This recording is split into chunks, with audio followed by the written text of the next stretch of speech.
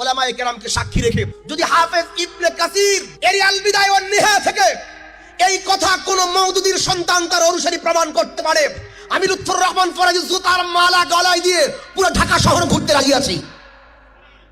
কিন্তু আল বিদায়া ওয়ান নিহায়ার কোথাও এমন কথা নেই। আল বিদায়া ওয়ান নিহায়ার নামে ইবনে কাসিরের নামে এমন জঘন্য মিথ্যা যেই মওদুদি লিখেছেন এবং তার অনুসারীরা এই বইকে পাঠ্য বানিয়ে সমস্ত নেতা কর্মীদের ঘরে ঘরে বই পৌঁছে দিয়েছে। তাদের জিজ্ঞেস করি, যদি তোমাদের মওদুদি মৃত্যু প্রমাণিত হয় তাহলে তোমরা জুতার মালা গলায় পড়তে রাজি আছো কিনা আমরা একটু জানতে চাই। লুৎফর রহমান ফরাজি জুতার মালা দেওয়ার কথা বলেছে, এখন অপেক্ষা হলো তিনি জুতার মালা দেন কিনা। আপনি সেটা দেখেন, এটা ওনার মুখের ভাষা। দেখেন এই কথাটা ওই যে বিভিন্ন ছাপা অনুযায়ী পৃষ্ঠা নাম্বার পরিবর্তন হয়ে যায়। সে এমন কনফিডেন্সলি বলেছে, মনে হয় যে সে পুরা আল বিদায়া ওয়ান নিহায়া খুঁটে খুঁটে পড়েছে, অথচ বাস্তবতা মোটেও তা নয়। যে মাওলানা মওদুদি রাহিমাহুল্লাহ দাজ্জালের হাদিস অস্বীকার করে, এই হাদিস অস্বীকার করে, ওই হাদিস অস্বীকার করে, ওনাকে মুনকিরুল হাদিস হিসাবে সাব্যস্ত করতে চায়। আসসালামু আলাইকুম দর্শক, কওমি আলেম লুৎফর রহমান ফরাজি চ্যালেঞ্জ ছুড়ে দিয়ে বলেন মওদুদি সাহেব সাহাবী বিদ্বেষী ছিলেন। এদিকে জামাত সমর্থিত আরেক কওমি আলেম চ্যালেঞ্জ গ্রহণ করে পাল্টা জবাব দিলেন। দর্শক, বিস্তারিত গুরুত্বপূর্ণ তথ্য থাকছে আজকের এই ভিডিও জুড়ে। আজকের এই ভিডিওটি সম্পূর্ণ দেখার জন্য সকলের কাছে বিনীতভাবে অনুরোধ রইল, সম্পূর্ণ ভিডিওটি না দেখে দয়া করে কেউ মন্তব্য করবেন না, সম্পূর্ণ ভিডিওটি দেখবেন, এরপরে আপনারা আপনাদের গঠনমূলক কমেন্ট করবেন। তো দর্শক চলুন বিস্তারিত দেখে আসি। ওলামায়ে কেরামকে সাক্ষী রেখে যদি হাফেজ ইবনে কাসির এর আল বিদায়া ওয়ান নিহায়া থেকে এই কথা কোন মওদুদির সন্তান তার অনুসারী প্রমাণ করতে পারে, আমি লুৎফর রহমান ফরাজি জুতার মালা গলায় দিয়ে পুরো ঢাকা শহর ঘুরতে রাজি আছি। কিন্তু আল বিদায়া ওয়ান নিহায়ার কোথাও এমন কথা নেই। আল বিদায়া ওয়ান নিহায়ার নামে ইবনে কাসিরের নামে এমন জঘন্য মিথ্যা যেই মওদুদি লিখেছেন এবং তার অনুসারীরা এই বইকে পাঠ্য বানিয়ে সমস্ত নেতা কর্মীদের ঘরে ঘরে বই পৌঁছে দিয়েছে। তাদের জিজ্ঞেস করি, যদি তোমাদের মওদুদি মৃত্যু প্রমাণিত হয় তাহলে তোমরা জুতার মালা গলায় পড়তে রাজি আছো কিনা আমরা একটু জানতে চাই।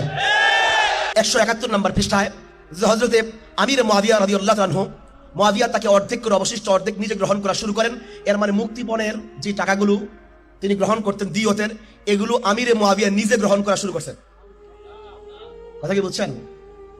অথচ হাদিসের কিতাবের মধ্যে আসছে আসরারুল কুবরা লিল বাইহাকির 1635 16354 নম্বর রিওয়ায়াত যে আমিরে মুআবিয়া কি করতেন, আলকান নিসফা ফি বাইতুল মাল, তিনি দিয়তের অর্ধেক সম্পদ বাইতুল মালে জমা করতেন।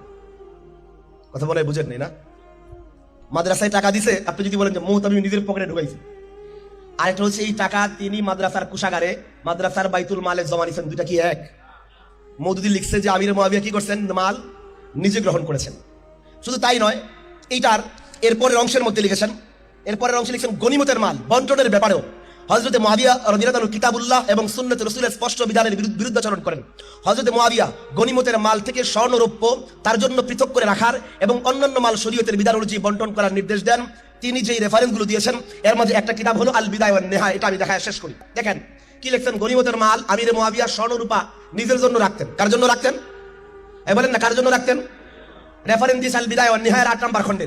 আমি একটু দেখাই আল বিদায়া ওয়ান নিহায়ার 8 নম্বর খণ্ডে 26 নম্বর পৃষ্ঠা কি আসছে, ইয়ানি আয-যাহাব ওয়াল ফিদ্দাতা ইউজমাউ কুল্লুহু মিন হাদিহিল গনিমাতি লিবাইতিল মাল, যে তিনি গনিমতের মাল থেকে স্বর্ণ এবং রূপা ওগুলো বাইতুল মালে জমা রাখতেন। কই জমা রাখতেন? এই কিতাবের রেফারেন্স দিয়ে মওদুদি সাহেব লিখেছে যে আল বিদায়া ওয়ান নিহায়ার মধ্যে আছে যে আমির মুআবিয়া রাদিয়াল্লাহু তাআলা আনহু গনিমতের মাল নিজের জন্য রাখতেন। যেই কিতাবের রেফারেন্স দিয়েছে সেই কিতাবে আসছে এই মাল তিনি রাখতেন বাইতুল মালে। কোথায়? অনেক বড় সত্যবাদী না মওদুদি সাহেব? আমি কি পুরো বুঝাইতে পারলাম? তিনি বললেন মুআবিয়া এই মালগুলো নিজের জন্য রাখতেন, কিতাবের রেফারেন্স দিন আল বিদায়া ওয়ান নিহায়া, আর সেখানে আসছে লিবাইতুল মাল, তিনি বাইতুল মালের জন্য রাখতেন। এমন মিথ্যুকের জন্য আমি বলি মৃত্যু পরবর্তী তাকে মিথ্যুক পদবি দেওয়া দরকার। এত বড় জঘন্য মিথ্যা, এত বড় নিকৃষ্ট মিথ্যা। আবার বলে আমরা হব্বে সাহাবার লোক, সাহাবায়ে কেরামকে মহব্বত করি। আরে নবীর জবান যাকে আমিন বলেছেন, আমানতদার বলেছেন, মওদুদি তাকে দিয়ত আত্মসাৎকারী বলল, মওদুদি তাকে নিজের পক্ষ থেকে গনিমতের মাল আত্মসাৎকারী বলল। আমরা বলি মওদুদি মিথ্যুক, আমার নবী সত্যবাদী।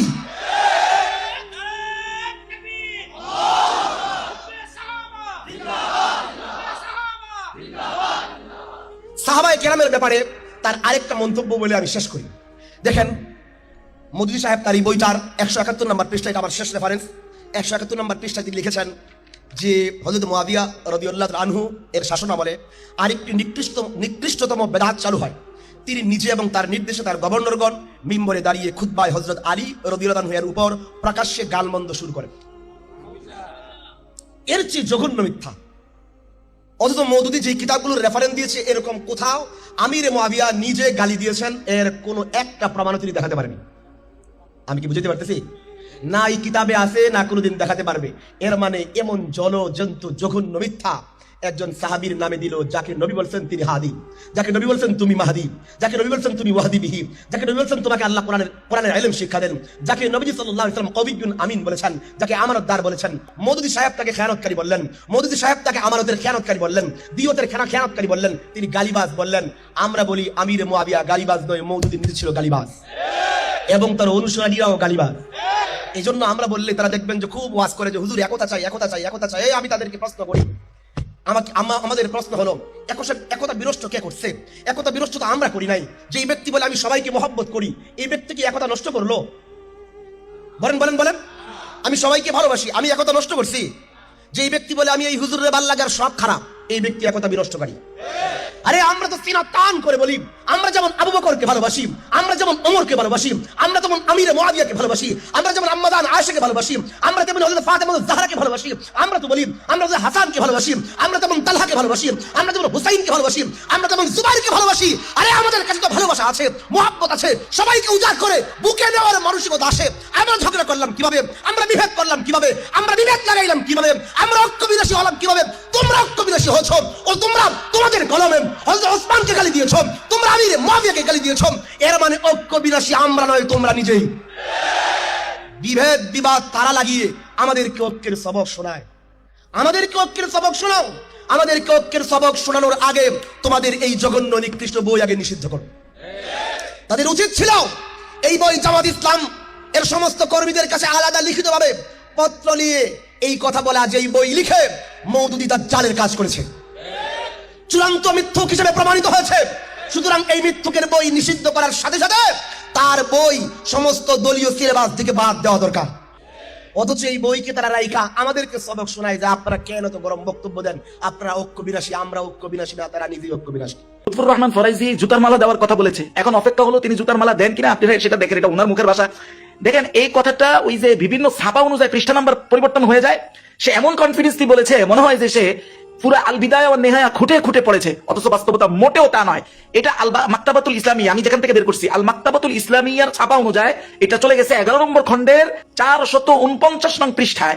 স্পষ্ট ইমাম ইবনে কাসির যিনি বলেছেন যে হযরতে মুআবিয়া রাদিয়াল্লাহু তাআলা আনহু ওই মুআমালাতে অর্ধেক তিনি ভিকটিমকে দিতেন আর অর্ধেক তিনি নিজে রাখতেন। একদম স্পষ্ট ইবারত, ওয়া আখাযা নিসফ লিনাফসিহি। তিনি যদি জুতার মালা না পরেন, এটা যেন জাতি হিসাবে, আমি একজন কওমি সন্তান হিসাবে সবার জুতা মালা পরার নামান্তর হবে। আর যদি তিনি একা পরেন তাহলে আমরা এই দায় থেকে মুক্ত হব। তারপরে একই রাওয়ায়াত নিয়ে বাকি যে অভিযোগগুলো সেগুলোর উত্তর শুনেন। শানে সাহাবা কনফারেন্সে যে লুৎফর রহমান ফরাইজি সহ আরো আমাদের যে ভাইরা সাহাবীদের শান বাড়ানোর উপলক্ষে আরেকজনের ব্যাপারে মিথ্যা অপবাদের ফুল ঝুড়ি ছেড়েছে ঝর্ণার মতো, সেই বিষয়ের প্রথম রহস্য উদ্ঘাটন হবে আজকে ইনশাআল্লাহ।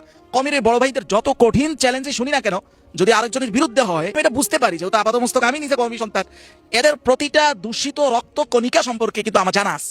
আমি ক্লিয়ারলি আগে থেকে বুঝে ফেলি যে এখানে কোনো না কোনো গাবলা আছে, হয়তো আমার এখন এটা জানা নাই, কিন্তু রিসার্চ করলে ঠিকই বের হয়ে আসবে। ঠিক লুৎফর রহমান ফরাইজি সাহেবের গাবলা আমার বড় ভাইয়ের একইভাবে পাইলাম।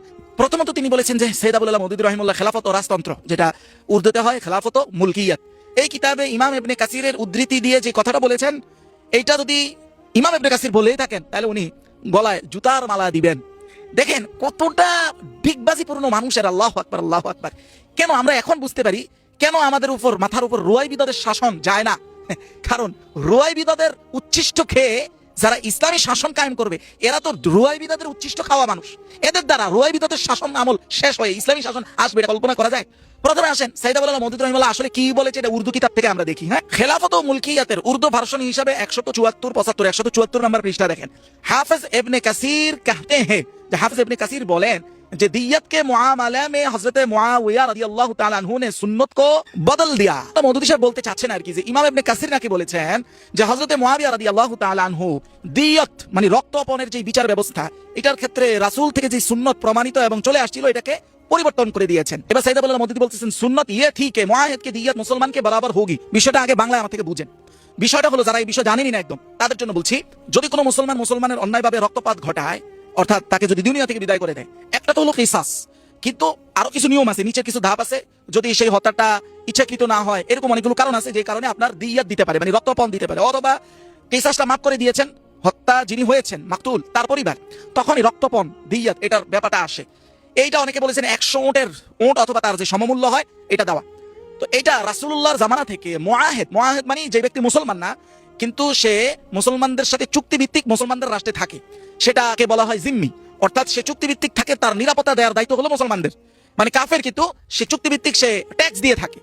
এমন কোন কাফেরকে যদি হত্যা করে ফেলে তাহলে তার ক্ষেত্রে রক্তপণ কি হবে, কি মুসলমানের মতোই হবে না তার অর্ধেক হবে, এটা হলো বিষয়। রাসূলের জামানা থেকে এটা সমপরিমাণই ছিল, কিন্তু হযরতে মুআবিয়া রাদিয়াল্লাহু তাআলা আনহুর আয়েশা উনি এটাকে অর্ধেক করে দিয়েছেন। এইটা ইমাম ইবনে কাসির বলেছেন এটা সুন্নতকে পরিবর্তন করেছে এবং তিনি এক পর্যায়ে এটাকে বেদাত বলেছেন।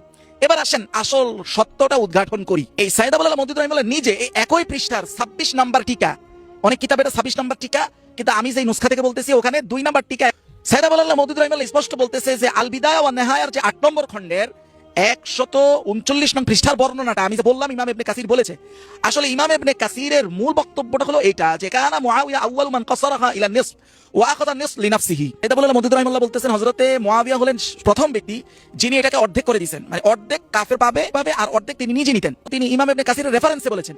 এবার তিনি এই একই পৃষ্ঠার টিকায় যায় বলতেছেন, কোন কোন কিতাবে এটা 26 নম্বর টিকা হিসেবে আছে, কিন্তু আমি যে নুসখা থেকে বলতেছি সেখানে 2 নম্বর টিকা হিসেবে বলছে।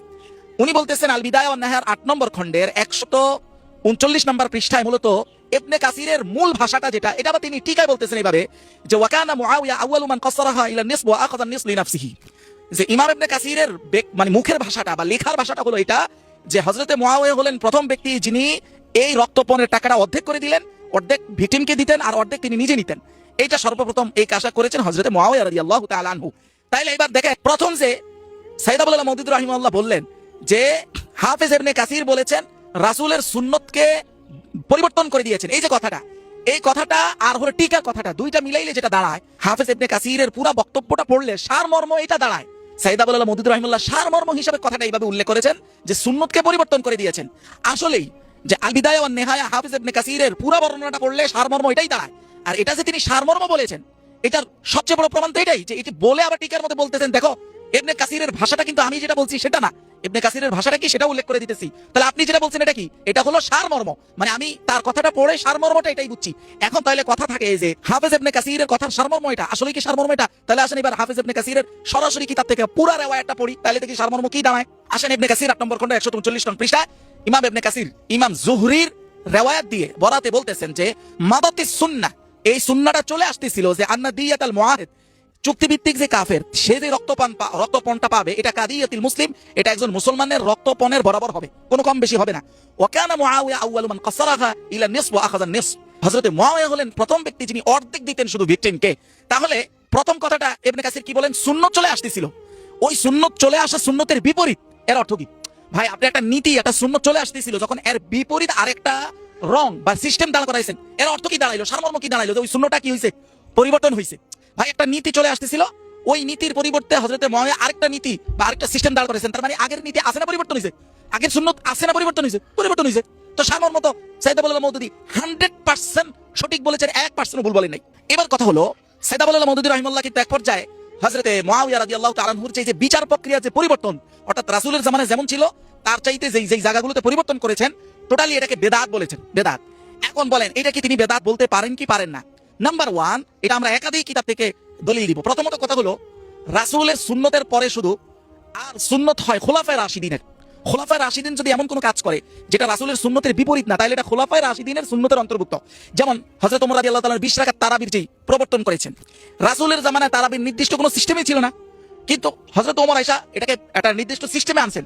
তো রাসূলের সিস্টেমের বিরুদ্ধে তো যায় না, তখন তো কোনো সিস্টেমই রাসূল দেন না, এটাকে সিস্টেম ছাড়াই রাখছেন, অর্থাৎ আনলিমিটেড, যে যা পড়তে পারে যেভাবে পড়তে পারে।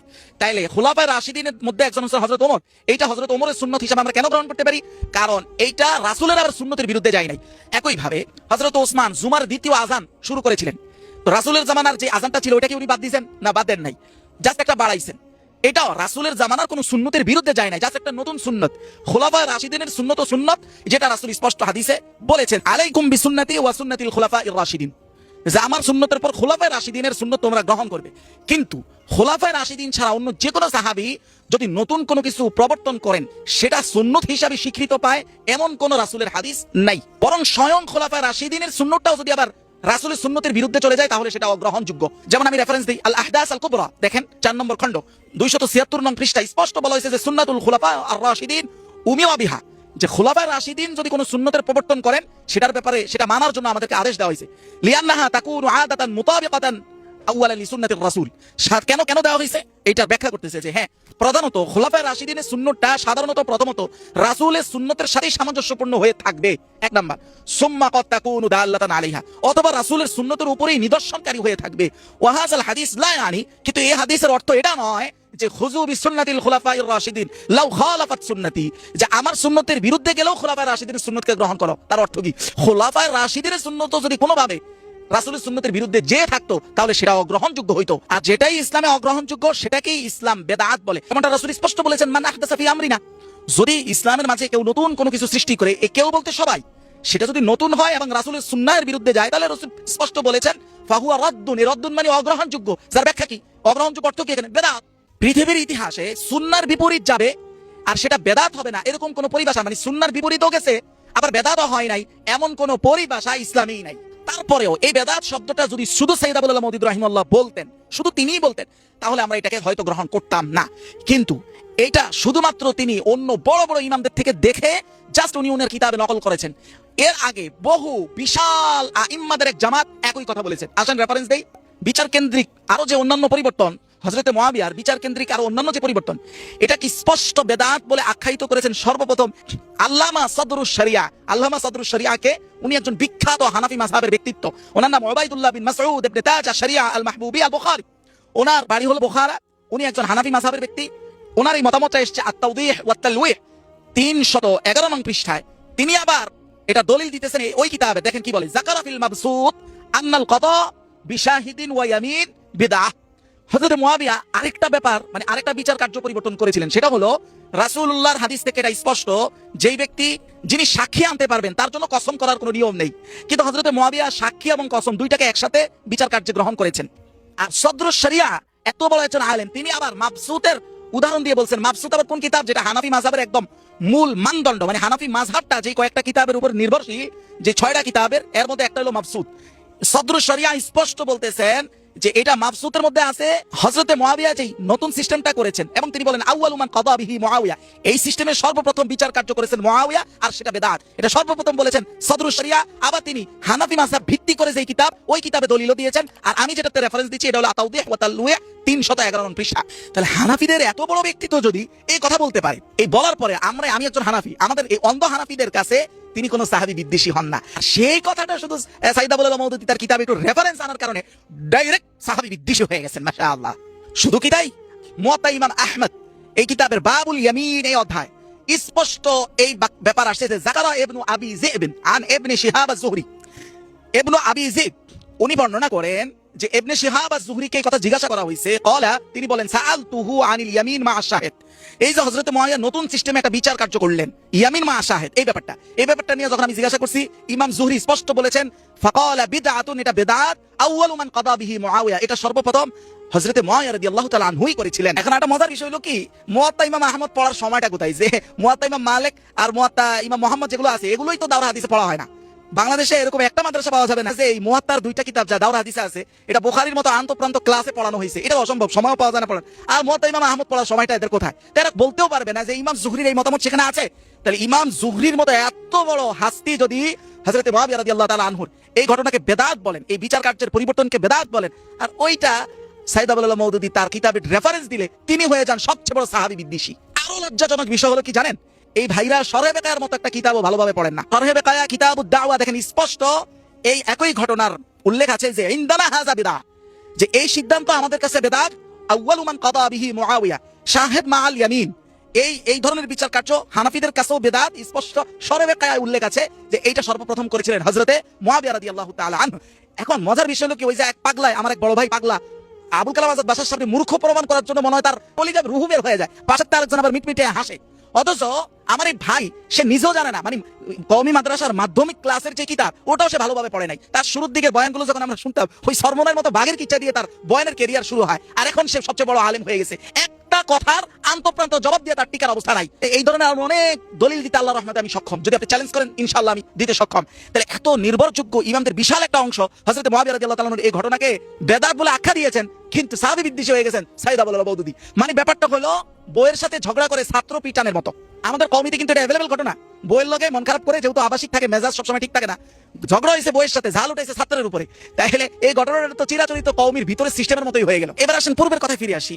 হাফেজ ইবনে কাসির আল বিদায়া ওয়ান নেহায়াতে যে কথাটা বলেছেন, ওই কথাটার মর্মার্থ সাইদ আবুল আলা মওদুদী প্রথমে বলছেন, বলে আবার এটাও টিকার মধ্যে স্পষ্ট করেছেন ইবনে কাসিরের মূল কথাটা কিন্তু আমি যেটা বলছি সেটা না, সেটা কিন্তু মর্মার্থ। মূল কথাটা হলো এইটা, এবং মর্মার্থ যেটা 100% সঠিক সেটাও আমরা এতক্ষণ দেখলাম। এই নির্লজ্জরা বছরের পর বছর আমাদেরকে এইভাবে ভুল ভাল বিকৃত উপস্থাপনার মাধ্যমে হাজার হাজার ছাত্রর গীবতের দরজা তারা খুলে দিছে। যেই দিন কিয়ামতের দিবস বসবে, আজকে বলে রাখি, সেই দিন আপনারা দেখবেন যে হাজার হাজার কওমি সন্তান তার আকাবিরের ব্যাপারে এইভাবে অভিযোগ করবে যে তারাই আমাদেরকে এই সকল গীবতের মধ্যে, তারাই আমাদেরকে ভুল ইনফরমেশন দিয়ে আমাদেরকে প্রোপাগান্ডার মধ্যে ঢুকাইছে। আজকে যদি আমাদের কোনো শাস্তি নিতে হয়, বুড়াগুলো আগে নিবে।